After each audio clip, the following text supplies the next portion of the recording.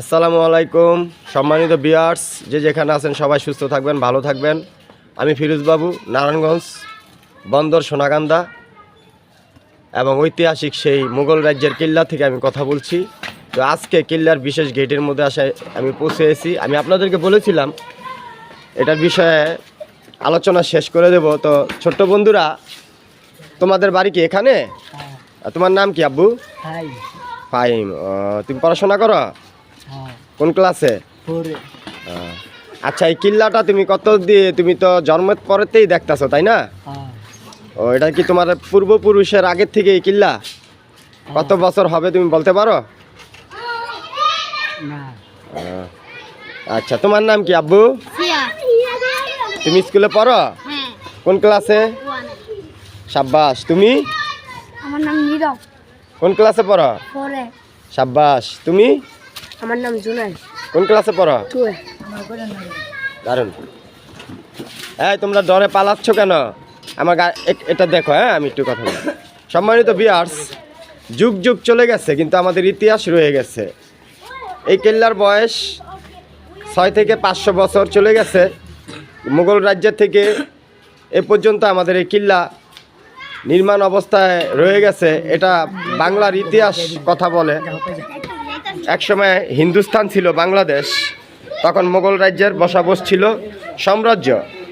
তখন এই কিল্লার গেটের মধ্যে তরবারি সিপাহীশালা তারা দাঁড়িয়ে থাকতো। এই কক্ষে ঢুকতে হলে অনেক জবাবদিহিতা করে ঢুকতে হতো।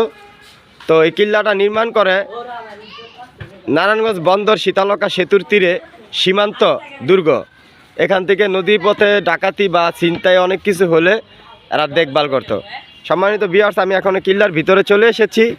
তো আমি একটু আপনাদেরকে ঘুরিয়ে দেখানোর জন্য চেষ্টা করছি, আপনারা আমার সাথে চলুন। যুগকে যুগ, শয়ে শয়ে বছর চলে গেছে কিন্তু এখন পর্যন্ত রয়ে গেছে। কিন্তু আমি 600-700 বছর পর জন্ম পেয়ে আমি এই কিল্লার ভিতরে চলে এসেছি। এখনও মনে হচ্ছে সেই ঘোড়ার আওয়াজ, নাঙ্গা তরোয়ালের গর্জন, সিপাহীশালাদের চিৎকার, সেই নুপুর ঘুঙ্গুরের শব্দ ও নৃত্য নাচ, কান্নার আর্তনাদ যেমন ভেসে ওঠে আমাদের কানে। তো সম্মানিত ভিউয়ার্স, এটা ছিল সেনাপতির প্রধান কক্ষ। তো এই 4টা কোণা দেখতেছেন, এই 4 কোণার মধ্যে ছিল সীমান্ত রক্ষক। তাই এখানে নদীপথে এটা রক্ষা করতো এবং পাহারা দিত এবং সীমান্ত এলাকায় রক্ষা করে নিত।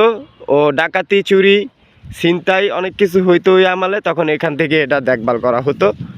আর এই কিল্লার থেকে নির্মাণ হয়েছে সোনাকান্দা। এখানে একটা ইতিহাস রয়েছে সোনাই বিবি থেকে। মুন্সিগঞ্জ জমিদারের এক কন্যা ডাকাতরা তুলে নিয়ে যায়, তখন এই কিল্লার প্রধান সেনাপতি মুন্সিগঞ্জ সেই জমিদারের কন্যাকে উদ্ধার করার পরে কিছুদিন পর ওই জমিদারের কাছে একটা বার্তা পাঠিয়ে দেয় যে তোমার কন্যাকে আমরা ফিরে পেয়েছি, তোমরা নিয়ে যেতে পারো। তখন সেই জমিদার ছিল ওই আমলে হিন্দু জমিদার। তখন উনি বলে, যেহেতু আমার মেয়েকে তোমরা উদ্ধার করেছো ডাকাইতের হাত থেকে, কিন্তু তোমরা তো মুসলমান, তোমরা আমার কন্যাকে ধরার কারণে আমার এই কন্যাকে আমি অস্বীকার করলাম। তখন ওই জমিদার এই কন্যাকে আর নেয়নি। তখন সোনাই বিবি এই কিল্লার মধ্যে বসে বসে বাপের বাড়ির দিকে তাকিয়ে কান্না করতো। সেই থেকে এই এলাকার নাম হয়েছে সোনাকান্দা। সম্মানিত ভিউয়ার্স, আমাদের যুগ যুগ, শয়ে শয়ে বছর চলে গেছে কিন্তু আমাদের ইতিহাস রয়ে গেছে।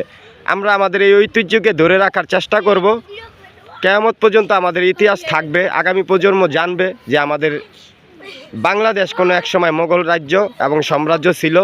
সাম্রাজ্যর পরে আস্তে আস্তে যেমন এগুলা নির্মাণ হয়ে গেছে, তো এখন পর্যন্ত আমাদের ইতিহাস রয়ে গেছে। নবাব সিরাজউদ্দৌলা থেকে ইসাখার পরে সুলতান গিয়াসউদ্দিন, তারপর এমনি করে আস্তে আস্তে মোগল রাজ্যের সাম্রাজ্য সব বিলীন হয়ে যায়।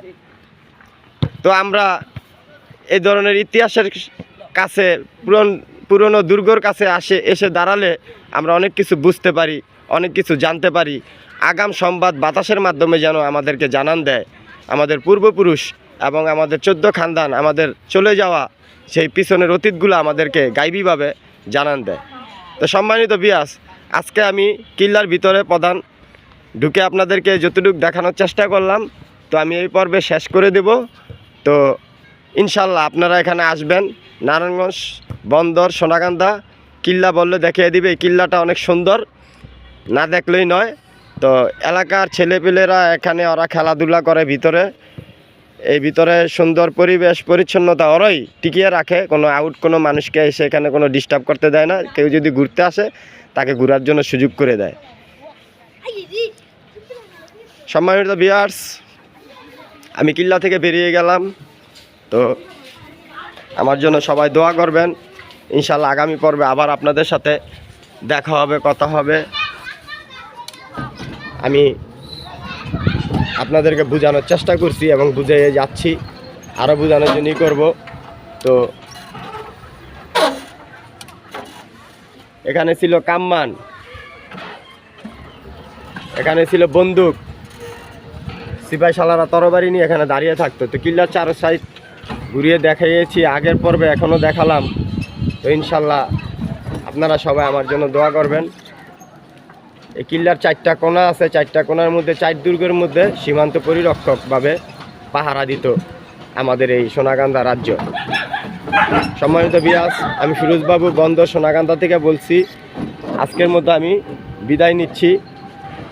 যে যেখানে থাকেন ভালো থাকবেন, সুস্থ থাকবেন। আসসালামু আলাইকুম ওয়া রাহমাতুল্লাহি ওয়া বারাকাতুহু।